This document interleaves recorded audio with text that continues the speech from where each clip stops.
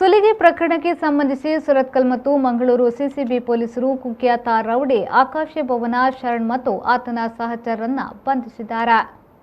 ಮಂಗಳೂರಿನ police commissioner ಕಚೇರಿಯಲ್ಲಿ ನಡೆದ ಸುದ್ದಿಗೋಷ್ಠಿಯಲ್ಲಿ ಪೊಲೀಸ್ ಕಮಿಷನರ್ ಎನ್ ಶಶಿಕುಮಾರ್ ಅವರು ಮಾತನಾಡಿ, ಸುರತ್ಕಲ್ ಠಾಣಾ ವ್ಯಾಪ್ತಿಯ ಚೇಳಾರು ನಂದಿನಿ ಬ್ರಿಡ್ಜ್ ಬಳಿ ಜನವರಿ 8ರಂದು ರಾತ್ರಿ 11:30ರ ಸುಮಾರಿಗೆ ವ್ಯಕ್ತಿಯೊಬ್ಬರು ಸ್ಕೂಟರ್ನಲ್ಲಿ ತೆರಳುತ್ತಿದ್ದಾಗ ಕಾರಿನಲ್ಲಿ ಬಂದಿದ್ದ ತಂಡವೊಂದು ಹಿಂಬಾಲಿಸಿ ಅಡ್ಡ ಹಾಕಿದ್ದು, ಆತನಲ್ಲಿದ್ದ ಮೊಬೈಲ್ ಫೋನ್, 3,000 ನಗದು ಹಾಗೂ ಸ್ಕೂಟರ್ ಅನ್ನು ಸುಲಿಗೆ ಮಾಡಿದ್ರು.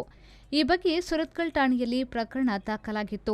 ಘಟನೆಗೆ ಸಂಬಂಧಿಸಿ ಇತ್ತೀಚೆಗೆ ಬೆಂಗಳೂರಿನ ಜೈಲಿನಿಂದ ಬಿಡುಗಡೆಯಾಗಿ ಬಂದಿದ್ದ ರೋಹಿದಾಸ್ ಯಾನೆ, ಆಕಾಶ ಭವನ ಶರಣ್ ಮತ್ತು ಆತನಿಗೆ ಸಹಕರಿಸಿದ ಅನಿಲ್ ಕುಮಾರ್ ಸಾಲ್ಯನ್ ಯಾನೆ, ಅನಿಲ್ ಪಂಪ್ವೆಲ್, ಸೈನಲ್ ಡಿಸೋಜಾ ಬಜ್ಪೆ, ಪ್ರಸಾದ್ ಪರಂಗಿಪೇಟೆ, ಚೇತನ್ ಕೊಟ್ಟಾರಿ, ಜಪ್ಪಿನಮಗುರು ಎಂಬುವರನ್ನು ಬಂಧಿಸಲಾಗಿದೆ.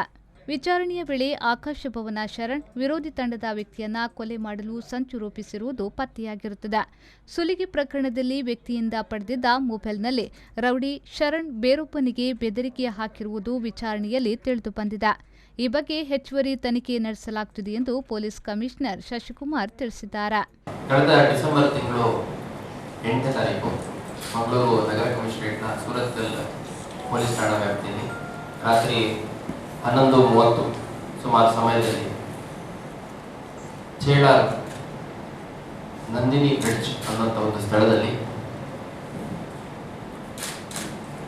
ಒಬ್ಬ ವ್ಯಕ್ತಿ ತನ್ನ ಮನೆಗೆ ವಾಪಸ್ ಹೋಗುವಂಥ ಸಂದರ್ಭದಲ್ಲಿ ಅವನಿಗೆ ಒಂದು ಗುಂಪು, 4-5 ಜನರ ಒಂದು ಗುಂಪು ಅಡ್ಡ ಹಾಕ್ಬಿಟ್ಟು ಅವನ ಹತ್ರ ಇದ್ದಿದ್ದು ಮೊಬೈಲು, ಸುಮಾರು 3,000 ಹಣ ಹಾಗೂ ಆತ ಉಪಯೋಗಿಸ್ತಿದ್ದಂಥ ಒಂದು 2 ವೀಲರ್ ಬೈಕ್ ಇದನ್ನ ಕಿತ್ಕೊಂಡು ಹೋಗಿ ಒಂದು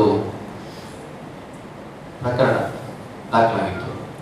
ಆ ಪ್ರಕರಣದ ಹಿನ್ನೆಲೆಯಲ್ಲಿ ನಾವು ಸುರತ್ಕಲ್ ಪೊಲೀಸ್ ಠಾಣೆಯಿಂದ ಒಂದು ತಂಡವನ್ನು ಮಾಡಿ ಆರೋಪಿಗಳನ್ನ ಪತ್ತೆ ಮಾಡಲಿಕ್ಕೆ ಶ್ರಮಿಸ್ತಾ ಇದ್ವಿ. ಅದೇ ಸಮಯದಲ್ಲಿ ಈ ಪ್ರಕರಣದ ಹಿಂದೆ ಮಂಗಳೂರು ನಗರದ ಕೆಲವು ವ್ಯಕ್ತಿಗಳು, ಅದರ ಆರೋಪಿಗಳು ಈ ಹಿಂದೆ ಬಹಳ ದೊಡ್ಡ ಕ್ರಿಮಿನಲ್ ಹಿಸ್ಟ್ರಿ ಇರುವಂಥ ವ್ಯಕ್ತಿಗಳು ಇನ್ವಾಲ್ವ್ ಆಗಿದ್ದಾರೆ ಅನ್ನೋ ಹಿನ್ನೆಲೆಯಲ್ಲಿ ನಮ್ಮ ಸಿಸಿಬಿ ಅಧಿಕಾರಿಗಳು ಕೂಡ ಇದನ್ನ ಫಾಲೋ ಅಪ್ ಮಾಡಲಿಕ್ಕೆ ಸೂಚನೆ ನೀಡಲಾಗಿತ್ತು.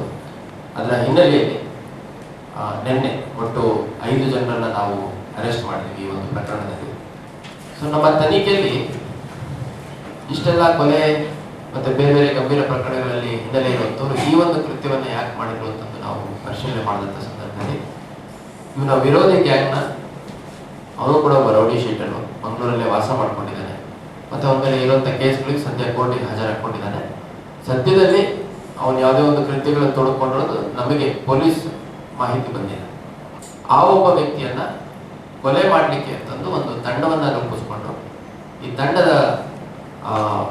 ಮೂವ್ಮೆಂಟಿಗೆ ವಾಹನಗಳು ಬೇಕಾಗುತ್ತೆ ಅಂತಂದು, ಮತ್ತೆ ಕೃತ್ಯ ನಡೆದಂಥ ಸಂದರ್ಭದಲ್ಲಿ ರ್ಯಾಂಡಮ್ ಆಗಿ ಯಾವುದೋ ಒಂದು ಸ್ಟೋಲನ್ ವೆಹಿಕಲ್ ಇದ್ರೆ ಚೆನ್ನಾಗಿರುತ್ತೆ, ಥೆಫ್ಟ್ ಆಗಿರುವಂಥದ್ದು ಅಥವಾ ರಾಬರಿ ಆಗಿರುವಂಥ ವೆಹಿಕಲ್ ಇದ್ರೆ ಪೊಲೀಸ್ ಇನ್ವೆಸ್ಟಿಗೇಷನ್ ಆ ಒಂದು ವೆಹಿಕಲ್ ಯಾವುದಿದೆ ಆ ವೆಹಿಕಲ್ ಡೈರೆಕ್ಷನ್ ಹೋಗುತ್ತೆ ಅಂತಂದು ಒಂದು. ಎರಡನೇದು, ಆ ಅಪರಾಧ ಮಾಡುವಂಥ ಸಂದರ್ಭದಲ್ಲಿ ಕಮ್ಯುನಿಕೇಶನ್ ಮಾಡಲಿಕ್ಕೆ ತಮ್ಮದೇ ನಂಬರ್ಗಳು ಮತ್ತೆ ಆ ಮೊಬೈಲ್ಗಳಲ್ಲಿ ಬೇರೆ ನಂಬರ್ಗಳು ಕಾಂಟ್ಯಾಕ್ಟ್ ಇರುವಂಥ ಸರಿ ಹೋಗಲ್ಲ, ರ್ಯಾಂಡಮ್ ಆಗಿ ಯಾವುದೋ ಒಂದು ಮೊಬೈಲ್ ಬೇಕು ಅಂತಂದು. ಅದ್ರ ಜೊತೆಗೆ ಇವ್ರಿಗೆ ಹಣದ ಅವಶ್ಯಕತೆ ಕೂಡ ಇರುತ್ತೆ. ಇವರ ವಿರೋಧಿ ತಂಡದ ಒಬ್ಬ ವ್ಯಕ್ತಿಯ ಕೊಲೆ ಸಂಚು ಕೂಡ ಮಾಡಿರುವಂಥದ್ದು. ಅದರ ಪೂರ್ವಭಾವಿಯಾಗಿ ಅದಕ್ಕೆ ಪೂರಕವಾಗಿ ಈ ಒಂದು ರಾಬರಿ ಪ್ರಕರಣವನ್ನು ಮಾಡಿರುವಂಥದ್ದು ನಮಗೆ ಸದ್ಯದ ತನಿಖೆಯಲ್ಲಿ ತಿಳಿದು ಬಂದಿದೆ. ಈಗ 5 ಜನರನ್ನು ಅರೆಸ್ಟ್ ಮಾಡಿದ್ದೀವಿ. ಆಕಾಶ ಭವನ್ ಶರಣ್ ಮಂಗಳೂರಿನಲ್ಲಿ ಕುಖ್ಯಾತ ರೌಡಿಯಾಗಿದ್ದು, ಮಂಗಳೂರು ಮತ್ತು ಉಡುಪಿ ಸೇರಿ 22 ಪ್ರಕರಣಗಳನ್ನು ಎದುರಿಸುತ್ತಿದ್ದಾನೆ. 6 ಕೊಲೆ, 2 ಅತ್ಯಾಚಾರ, 2 ಕೊಲೆ ಯತ್ನ, 2 ದರೋಡೆ ಯತ್ನ, 4 ಹಲ್ಲೆ, 1 ದರೋಡೆ ಮತ್ತು NDPS ಕಾಯ್ದೆಯಡಿ ಕೇಸು ದಾಖಲಾಗಿದೆ. ಕಾವೂರು ಠಾಣೆಯಲ್ಲಿ ರೌಡಿ ಶೀಟ್ ಇರುತ್ತದೆ. 2020ರಲ್ಲಿ ಬಂಟ್ವಾಳದ ಫೈನಾನ್ಸರ್ ಸುರೇಂದ್ರ ಬಂಟ್ವಾಳ ಕೊಲೆಗೆ ಬೆಂಗಳೂರಿನ ಜೈಲಿನಲ್ಲಿದ್ದೇ ಸ್ಕೆಚ್ ಹಾಕಿದ್ದು ಸೇರಿ ಹಲವು ಕೊಲೆ ಪ್ರಕರಣಗಳಲ್ಲಿ ಭಾಗಿಯಾಗಿದ್ದಾನೆ.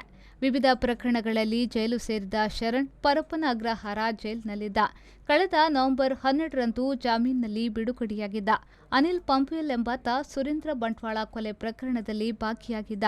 ಅಲ್ಲದೆ ಬಂಟ್ವಾಳ ಗ್ರಾಮಾಂತರ ಠಾಣೆಯಲ್ಲಿ ಕೊಲೆ ಪ್ರಕರಣ, ಕಂಕನಾಡಿ ನಗರ ಠಾಣೆಯಲ್ಲಿ 2 ಕೊಲೆ ಯತ್ನ, ಬರ್ಗಿ ಠಾಣಾ ವ್ಯಾಪ್ತಿಯಲ್ಲಿ ಉದ್ಯಮಿಗೆ ಶೂಟೌಟ್ ಮಾಡಿ ಕೊಲೆಗೆ ಯತ್ನಿಸಿದ ಪ್ರಕರಣ ದಾಖಲಾಗಿದ್ದು, ಕಂಕನಾಡಿ ನಗರ ಠಾಣೆಯಲ್ಲಿ ರೌಡಿ ಶೀಟ್ ಇರುತ್ತದೆ. ಜೈಲಿನಿಂದ ಹೊರಬಂದಿದ್ದ ತಂಡ ಮಂಗಳೂರಿನಲ್ಲಿ ಮತ್ತೆ ತಮ್ಮ ಪ್ರಭಾವವನ್ನು ಬೆಳೆಸಿಕೊಳ್ಳುವ ಉದ್ದೇಶದಿಂದ ಸಕ್ರಿಯವಾಗಿದ್ದ ಎಂದು ಅವರು ಹೇಳಿದರು. ಈ ವ್ಯಕ್ತಿಯನ್ನು ರೋಹಿದಾಸ್ ಅಲಿಯಾಸ್ ಆಕಾಶ್ ಭವನ್ ಶರಣ್ ಇದ್ದಾನೆ. ಇವನಿಗೆ ಬಹಳ ಕೆಟ್ಟ ಕ್ರಿಮಿನಲ್ ಹಿನ್ನೆಲೆ ಇದೆ. ಇವರ ಮೇಲೆ ಈಗಾಗಲೇ ಇದುವರೆಗೂ 22 ಪ್ರಕರಣಗಳು ದಾಖಲಾಗಿದೆ. ಆ ಪ್ರಕರಣಗಳಲ್ಲಿ 6 ಕೊಲೆ ಪ್ರಕರಣ, 2 ಅತ್ಯಾಚಾರ ಪ್ರಕರಣ, 2 ಕೊಲೆ ಯತ್ನದ ಪ್ರಕರಣ, 2 ದರೋಡೆ ಯತ್ನದ ಪ್ರಕರಣ, 4 ಹಲ್ಲೆ ಪ್ರಕರಣ, 1 ದರೋಡೆ ಪ್ರಕರಣ, NDPS ಪ್ರಕರಣ ಮತ್ತೆ ಪೋಕ್ಸೋ ಕೇಸ್ ಅಂದರೆ ಅಪ್ರಾಪ್ತ ಬಾಲಕಿಯ ಮೇಲೆ ಲೈಂಗಿಕ ದೌರ್ಜನ್ಯ ಮಾಡಿದಂಥ ಒಂದು ಪ್ರಕರಣದಲ್ಲಿ ಕೂಡ ಈತ ಆರೋಪಿಯಾಗಿದೆ. ಮೇಜರ್ ಅಫೆನ್ಸ್ ಅಂದರೆ ಒಂದು 302 ಕೇಸಲ್ಲಿ ಇವನು ಅರೆಸ್ಟ್ ಆಗ್ತಾನೆ. ಅದು ಮಂಗಳೂರು ದಕ್ಷಿಣ ಪೊಲೀಸ್ ಠಾಣಾ ವ್ಯಾಪ್ತಿಯಲ್ಲಿ ಒಬ್ಬ ರಿಕ್ಷಾ ಚಾಲಕನ ಕೊಲೆ ಪ್ರಕರಣ. ನಂತರ 11ರಲ್ಲಿ KVG ಆಡಳಿತಾಧಿಕಾರಿ ರಾಮಕೃಷ್ಣ ಅನ್ನುವಂಥ ಒಂದು ಕೊಲೆ ಪ್ರಕರಣ.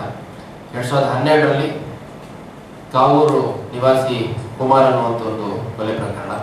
13ರಲ್ಲಿ ವೆಲೆನ್ಸಿಯಾದ ಏರಿಯಾದ ಪ್ರಶಾಂತ್ ಅನ್ನುವಂಥ ಒಂದು ಪ್ರಕರಣ. ಬರ್ಕೆಯಲ್ಲಿ 2015ರಲ್ಲಿ ಜೈಲಲ್ಲಿ ಒಬ್ಬ ವ್ಯಕ್ತಿಯನ್ನು ಕೊಲೆ ಮಾಡಿದ್ದು. ಅದೇ ರೀತಿ 2020ರಲ್ಲಿ ಬಂಟ್ವಾಳ ನಗರ ಪೊಲೀಸ್ ಠಾಣಾ ವ್ಯಾಪ್ತಿಯಲ್ಲಿ ಫೈನಾನ್ಷಿಯಲ್ ಮತ್ತು ಆರ್ಟಿಸ್ಟ್ ಕೂಡ ಆಗಿದ್ದಂತಹ ಸುರೇಂದ್ರ ಬಂಟ್ವಾಳ್ ಈ ಒಂದು ಕೊಲೆ ಪ್ರಕರಣದ ಪ್ರಮುಖ ರೂವಾರಿ ಇವನಾಗಿರ್ತಾನೆ. ಆ ಪ್ರಕರಣದಲ್ಲಿ ಸಾಕಷ್ಟು ಜನ ಆರೋಪಿಗಳು ಅರೆಸ್ಟ್ ಆಗಿರ್ತಾರೆ ಮತ್ತು ಅದರ ಕಂಪ್ಲೀಟ್ ಸೂತ್ರಧಾರ ಇವನು ಜೈಲಲ್ಲಿ ನಿಂತ್ಕೊಂಡೆ ಎಲ್ಲ ಕೋಆರ್ಡಿನೇಟ್ ಮಾಡಿರುವಂಥದ್ದು ನಮಗೆ ತಿಳಿದು ಬಂದಿರುತ್ತೆ. ಇವನ ಮೇಲೆ ಸಾಕಷ್ಟು ಪೊಲೀಸ್ ಠಾಣೆಗಳಲ್ಲಿ ಬಿ ರೌಡಿ ಶೀಟ್ ಇತ್ತು. ಅದೇ ರೀತಿ ಕಾವೂರು ಪೊಲೀಸ್ ಠಾಣೆ ಒಂದು ಮನೆ ಯಾವ ಏರಿಯಾದಲ್ಲಿ ಬರುತ್ತೆ ಅಲ್ಲಿ ಎ ರೌಡಿ ಶೀಟ್ ಅಂದರೆ ಸ್ಥಳೀಯ ರೌಡಿ ಅನ್ನುವಂಥದ್ದನ್ನು ಮಾಡಿರ್ತಾರೆ.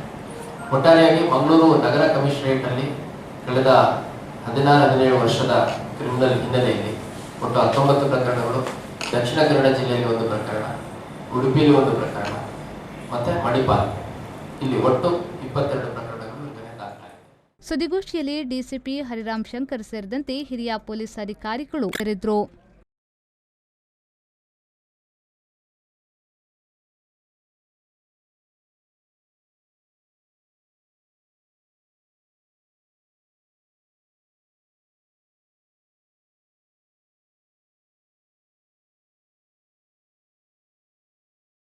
ನಾಗೇಶ್ ಕಾವೂರು, ವಿ4 news, Mangaluru.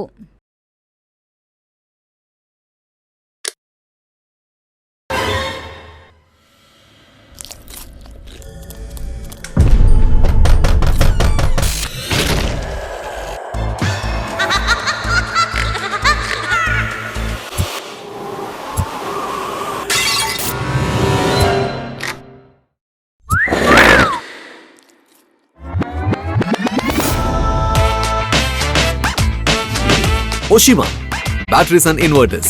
Grab the power.